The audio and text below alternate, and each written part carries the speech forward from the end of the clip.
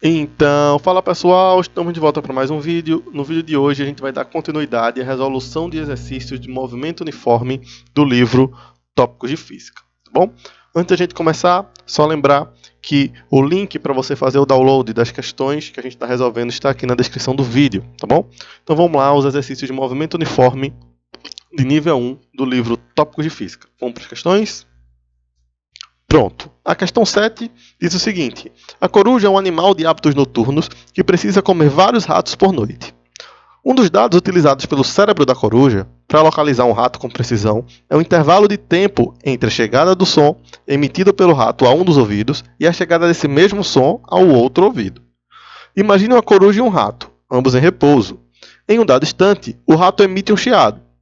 As distâncias da boca do rato aos ouvidos da coruja valem, respectivamente, D1, 12,780 metros, então distância 1, e a distância 2 vale 12,746 metros. Tá? Então está aqui, ó, a distância da boca do rato até o primeiro ouvido e a distância da boca do rato até o segundo ouvido, D1 e D2. Tá?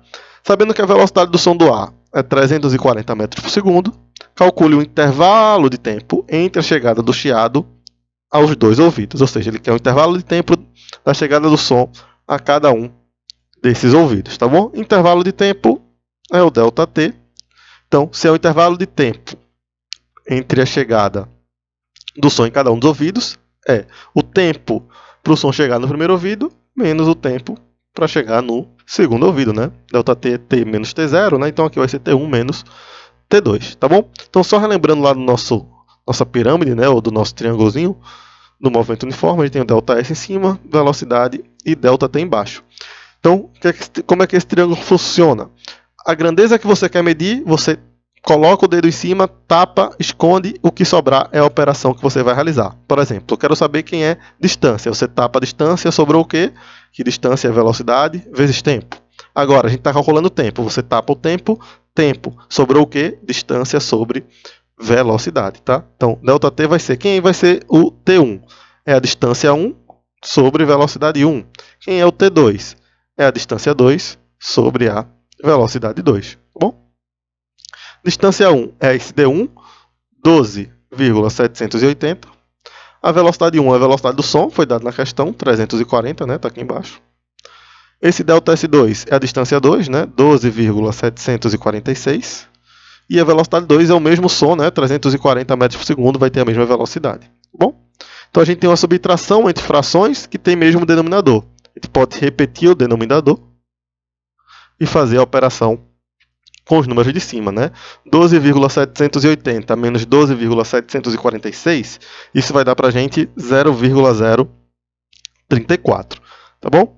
E aí, ó, a gente pode andar com a vírgula aqui, ó, 1, 2, 3 casas e reescrever esses números da seguinte maneira: 34 vezes 10 elevado a menos 3, né? 3 porque a gente andou 3 casas, negativo porque andou para a direita. E o 340 a gente pode escrever como sendo 34 vezes 10 elevado a 1, né? 1 porque tem um zero ou porque a vírgula andaria para uma casa para a esquerda, tá bom?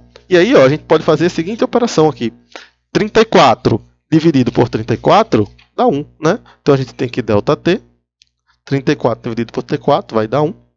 Divisão de potência de mesma base, a gente repete a base e subtrai os expoentes. Menos 3, menos o 1 de baixo, né? Então ΔT vai ser 1 vezes 10 a menos 4, né? Menos 3 menos 1, menos 4.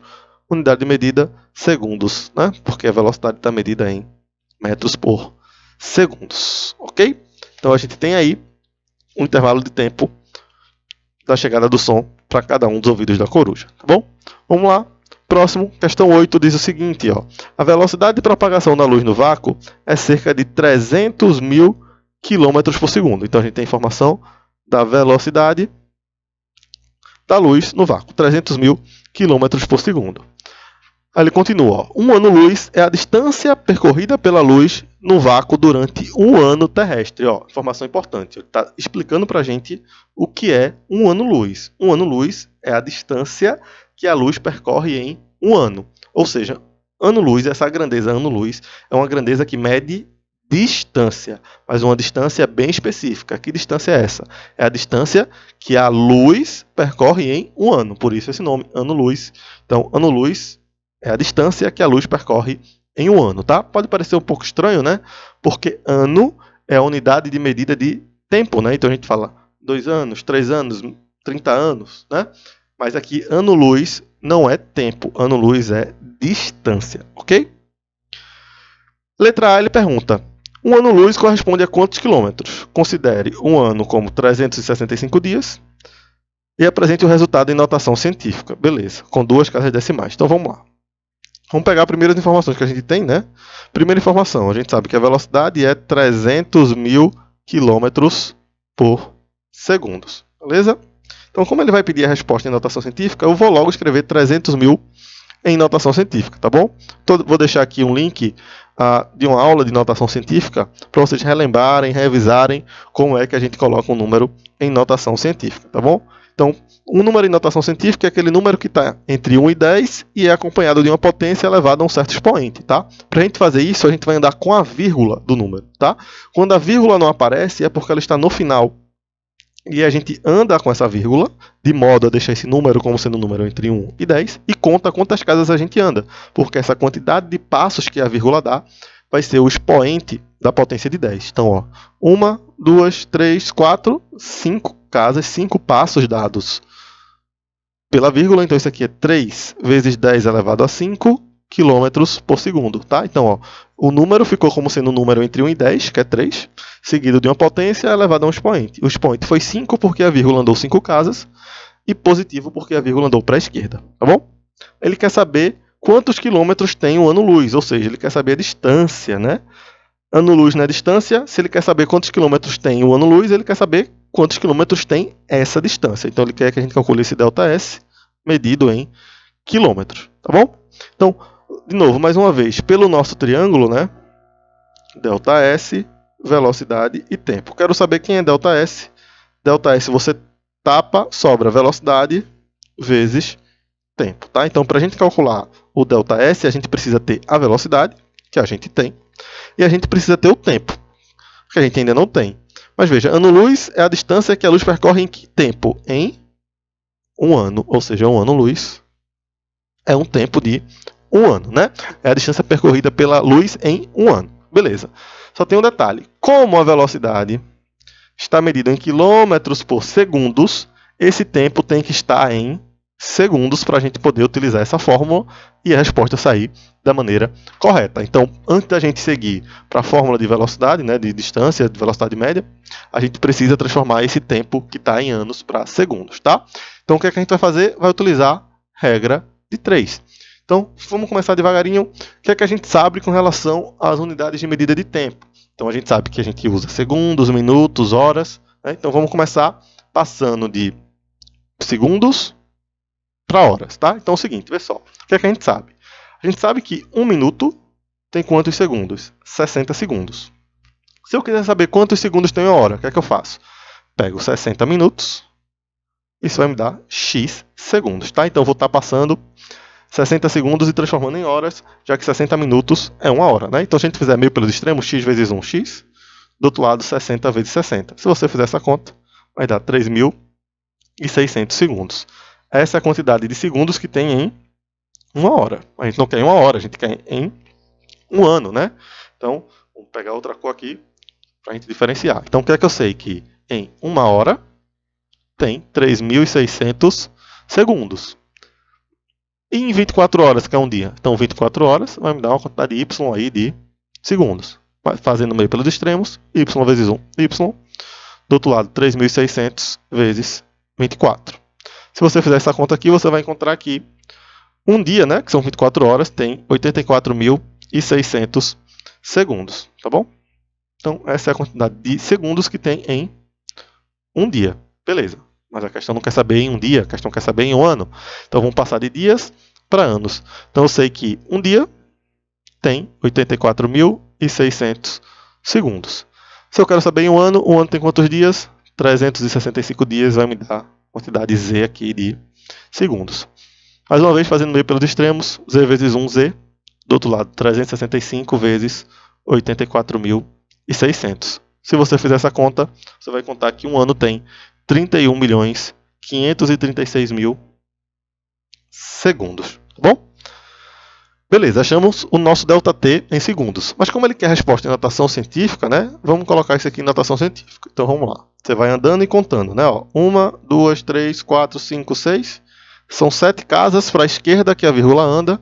Portanto, esse Z aqui é 3,15, né? Deixar 3,15 porque ele pede com 2 casas decimais, tá bom?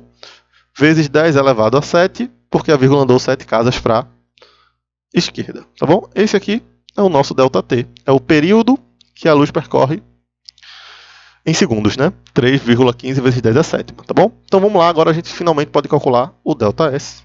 Então o ΔS é a velocidade, 3 vezes 10 a quinta, vezes o ΔT, que é 3,15 vezes 10 elevado a sétima, tá bom? Se a gente fizer essa conta aqui, ó, multiplicação com números e potência, como é que a gente faz? Pega os números que estão na frente da potência e multiplica. 3 vezes 3,15. Se você fizer essa conta aqui, você vai encontrar 9,45. Multiplicação de potência de mesma base. Repete a base e soma os expoentes. 5 mais 7, 12. Como é uma distância, ele pediu a resposta em quilômetros, né? A velocidade está em quilômetros por segundo, a resposta sai em quilômetros, tá? Isso daqui é 1 ano-luz medido em quilômetros, tá?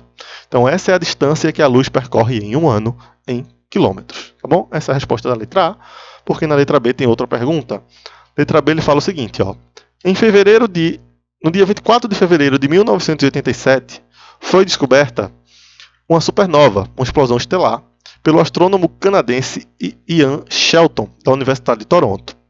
Ela foi localizada na Grande Nuvem de Magalhães, visível apenas no hemisfério sul. Blá, blá, blá, blá.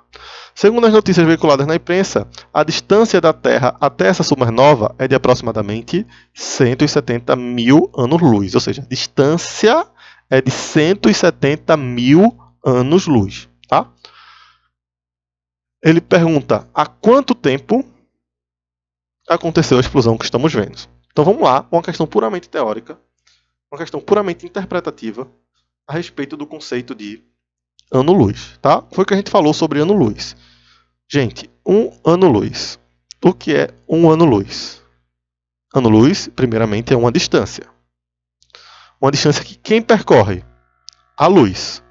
E percorre em quanto tempo? Em 1 ano. Então, um ano-luz é a distância que a luz percorre em 1 ano. O que seriam 5 anos-luz? 5 anos-luz é a distância que a luz percorre em quanto tempo? Em 5 anos. O que seria 20 anos-luz? É a distância que a luz percorre em quanto tempo? Em 20 anos. Tá? Então, o que danado seriam 170 mil anos-luz? É a distância que a luz percorre em 170 mil anos. Ou seja, 170 mil anos-luz demorou quanto tempo para a luz percorrer 170 mil anos-luz? 170 mil anos, né? Ó, quanto tempo leva para a luz percorrer 1 ano-luz? 1 ano.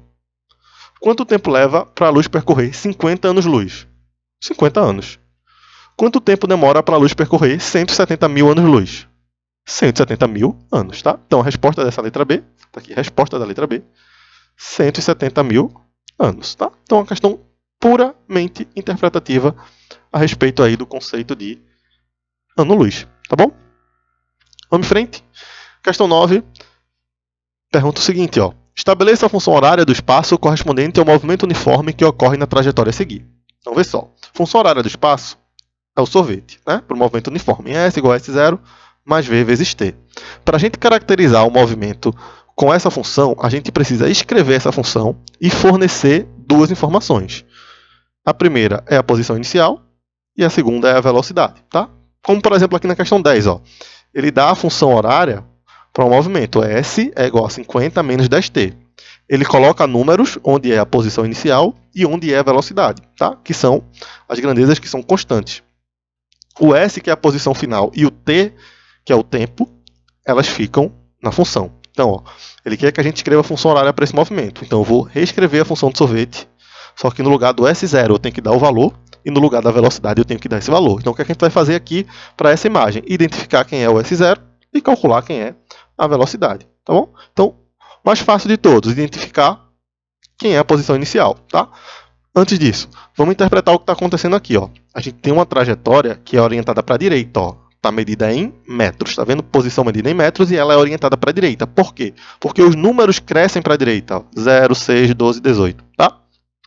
Só que a bolinha que realiza o movimento uniforme, ela vai para a esquerda. Observe, ó, pelos tracinhos atrás dela, que ela está se deslocando para a esquerda. Ou pela medida do tempo aqui também. Ó. Quando o tempo é 0, está aqui. Quando o tempo é 3 segundos, está aqui. 6 segundos está aqui. Ou seja, à medida que o tempo está passando, ela está se deslocando para a esquerda. Tá bom?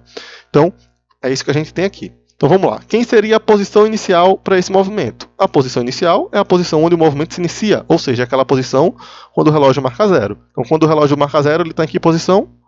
18. Então, posição inicial, 18 metros. A outra coisa que a gente precisa calcular é a velocidade, né? Lembrando que velocidade é ΔS sobre ΔT, onde ΔS é a posição final menos posição inicial, e ΔT é T final menos T inicial. Quem seria a posição final? Ou seja, a última posição. Menos 12. Menos a posição inicial, que a gente viu que é 18. Sobre tempo final, 15. E tempo inicial, que é o 0. Né? Então, menos 12 menos 18 vai dar menos 30. 15 menos 0 dá 15. Então, essa velocidade vai ser de menos 2 metros por segundo. Né? Então, deu coerente e deu negativo. O sinal de menos indica que, de fato, a partícula se move no sentido contrário, se move para a esquerda. Pronto. E aí a gente reescreve aqui a função horária do espaço para esse movimento. Então, fica 18 menos 2t. Tá bom? Somente isso. E a gente coloca aqui, ó, SI, para indicar que as medidas aqui estão no sistema internacional, né? Com posição em metros e tempo em segundos. Beleza? Beleza, vamos lá. Questão 10, ó. Já tinha dado uma olhada aqui, né? Ó. A função horária dos espaços para um certo móvel é S igual a 10 menos 50 menos 10t, tá? No SI, posição em metros, tempo em segundos. Letra A, Letra A determina o instante em que o móvel passa pela origem dos espaços. Então, vê só. Toda vez que uma questão falar em origem dos espaços, isso quer dizer origem dos espaços, a mesma coisa que posição final igual a 0, tá? É o seguinte, origem dos espaços. O que é a origem? A origem é o início. Origem de quê? Início de quem? Dos espaços. Ou seja, o espaço é medido no início por qual número? 0, né? O primeiro número que a gente usa para representar o início dos espaços é o 0. Então, a origem dos espaços é 0. Tá? Então, toda vez que uma questão falar de origem dos espaços, você faz S igual a 0. E como é que a gente determina esse instante? Instante é quem? Tempo. Então, ele quer saber o tempo que o cidadão vai passar pela origem dos espaços. Como é que a gente faz? Pega a função que foi dada, S igual a 50 menos 10t. No lugar do S, você bota 0 e acha o valor de t. Tá bom? Menos 10t passa para o outro lado positivo, né? Fica 10t igual a 50. Como a gente quer saber o t, o 10 que está multiplicando vai passar dividindo. E aí, 50 dividido por 10, a gente conclui que o tempo vai ser 5 segundos. Então, quando o cidadão passar na origem, o relógio vai estar marcando 5 segundos. Tá bom? E letra B, ele fala, supondo a trajetória seja retilínea, esboce-a, mostrando a posição do móvel nos instantes 0 e 6. Então, ele quer que a gente esboce a trajetória. Tá? Esboçar é desenhar. Então, eu preciso saber qual é a posição desse móvel quando o relógio marca 0 e saber a posição desse móvel quando o relógio marca 6. Quando o relógio marca 0, é a posição inicial, que pela função horária, né, é 50 metros. Né? Lembra disso? S igual a 50 menos 10t. A gente reescreve a função horária embaixo. Né? Então, o S0 é 50 e a velocidade seria menos 10. Tá? Então, eu já sei que a posição inicial é 50 metros. Mas eu preciso saber qual é a posição quando o relógio marca 6. Como é que eu faço? Pega a função que foi dada, S50 menos 10t. No lugar do t, você coloca 6. Porque é o tempo, né? O tempo é 6 segundos. Aí você tem uma multiplicação e a subtração. Você faz primeiro a multiplicação. 10 vezes 6, 60. 50 menos 60 vai dar menos 10. Tá? Então a posição, vou botar aqui posição 6, ou seja, a posição quando o relógio marca 6, é menos 10 metros. Então como é que a gente representa isso? Então assim, está aqui a trajetória, o espaço medido em metros. Então a primeira posição que ele está é na posição 50. Então está aqui a bolinha na posição 50, quando o relógio marca 0. O que é que a gente sabe? Que quando o relógio marcar 6 segundos, ele vai estar na posição menos 10. Né? Ou seja, essa bolinha está andando para a esquerda. Né? E de fato ela está andando para a esquerda porque a velocidade é negativa, né? Ó, a velocidade é menos 10. Então isso quer dizer que essa bolinha se desloca para a esquerda. Tá bom? Somente isso. Vamos para mais uma. Questão 11, a última questão da parte 2. Diz o seguinte, ó. No sistema esquematizado na figura, o recipiente A é mantido sempre cheio de água. Isso significa, quer dizer, isso garante que a quantidade de água que entra no recipiente cilíndrico B, através do cano C, em cada segundo seja a mesma. Você fala, misericórdia, o que foi que ele disse aí? É o seguinte, ó, vamos olhar para a figura. A gente tem aqui um balde A, que está preso a uma torneira que está aberta, tá? E esse balde tem um furo aqui embaixo. Por esse furo passa um cano que vai até um recipiente B, um recipiente cilíndrico B. Então, como esse balde está furado e a torneira está aberta, toda a água que entra aqui no balde passa por esse cano e vai enchendo esse recipiente B até uma certa altura aí. Tá bom? É isso que ele está falando. Então, esse recipiente B vai ser preenchido com água dessa maneira, tá? E o detalhe está aqui, ó. Ele diz que a quantidade de água que entra é sempre a mesma. Se é a mesma quantidade de água que está entrando, isso quer dizer que o nível de água aqui nesse recipiente vai subindo as mesmas quantidades no mesmo tempo. Ou seja, a movimentação dessa água aqui dentro desse recipiente ela é constante. Se a velocidade dessa água subindo aqui, do nível de água subindo aqui é constante, a gente pode dizer que esse movimento é uniforme, tá bom? Então, é isso que está acontecendo aqui. A gente tem o movimento da água subindo dentro de um recipiente com velocidade constante, portanto, a gente tem aqui um movimento uniforme. Tá bom? Então vamos ver o que ele diz mais para frente do texto. No recipiente B, inicialmente vazio, o nível da água vai subindo e sua altura pode ser lida em uma régua, cujo zero coincide com o fundo. Então ele coloca aqui uma régua e aí a gente vai medir a altura do nível da água com essa régua. Ele fala, sabe-se que a altura de B é 30 centímetros. E que ela fica completamente cheia em 60 minutos. Então a gente tem a distância que a água vai subir e o tempo gasto para subir. Tá? Então a gente tem tempo e distância. Se a gente tem tempo e distância, pode calcular a velocidade. Né? Então, antes da gente partir para a pergunta, vamos logo fazer isso. Como é uma questão de movimento uniforme, vamos calcular a velocidade do nível de água. Então, velocidade é quem? ΔS sobre ΔT. Quem é ΔS? ΔS é a distância que a água sobe, que é quanto? 30 centímetros. E ΔT é o tempo gasto para subir, que foi de 60 minutos. A gente corta os zeros, né? 3 dividido por 6 vai dar 0,5. Qual é a unidade de medida? A distância está medida em centímetros e o tempo em minutos. Então, é centímetros por minutos. Ou seja, o que é que essa informação está dizendo para a gente? Que a cada minuto que passa, a água sobe meio centímetro dentro do recipiente. Tá? Então, é meio centímetro por minuto. Essa é a velocidade com que a água vai subindo dentro desse recipiente B aqui. Beleza. Letra A, ele fala o seguinte. Ó, o sistema descrito pode funcionar como um cronômetro. Suponha que o juiz de futebol resolva usá-lo para cronometrar uma partida. Em t igual a 0, início do jogo, começa a entrar água em B.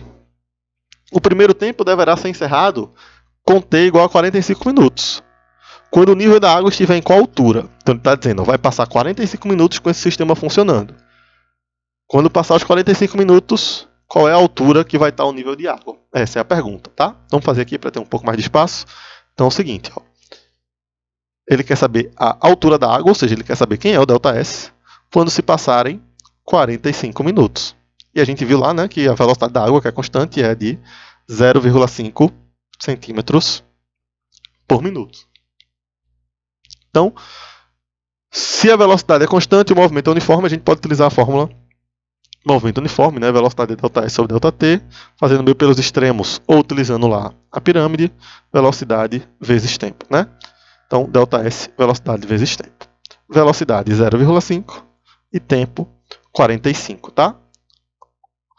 Multiplicar qualquer número por 0,5 é a mesma coisa que dividi-lo por 2. Tá? Então, multiplicar por 0,5 é a mesma coisa que dividir por 2. Então, 45 vezes meio é a mesma coisa que 45 sobre 2, que dá 22,5. Como é o ΔS aqui está medido em centímetros, tá? Então, após 45 minutos, a água vai ter subido 22,5 centímetros, tá? Essa vai ser a altura da água após esse tempo aí, tá bom? Vamos ver o que ele pede na letra B.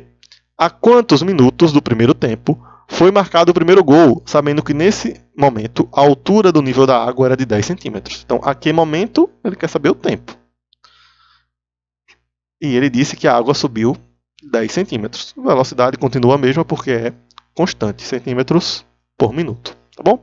Então, velocidade é distância sobre tempo, né? Você pode fazer meio pelos extremos ou usar a pirâmide e ver que ΔT é ΔS sobre V.